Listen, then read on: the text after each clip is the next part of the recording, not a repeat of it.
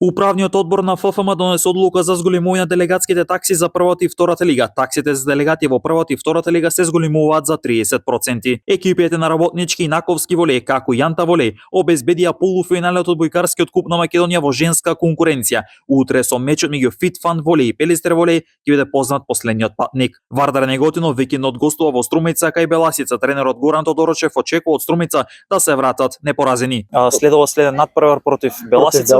Се знаеме со Беласица, добра екипа, млада екипа, сега малку и они се појачаа на неколку позиции.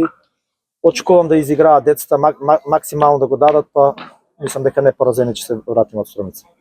Во недела третолигаш од Малеши и Брегалнецот Делчо ќе одиграат пријателски надпревар во Берово во рамки на подготовките за пролетната полусезона во трета лига исто која ќе започне на 9 март. Вечера беше отворено четвртфиналето од футсал купот, откако прволигашот Јувентус се рава со високи 11-2 го декласираше второлигашот Партизан Југ и обезбеди полуфинале. Утре се играат останатите три надпревари. Охрид во сабота гостува кај Пролет во рамки на 19-тото коло од ракометната Суперлига. Ракометорот на Охрид Горан Крстевски вели дека треба да се заборави поразот од Еврофарм Пелистер и да се насочат кон надпреварот со Пролет.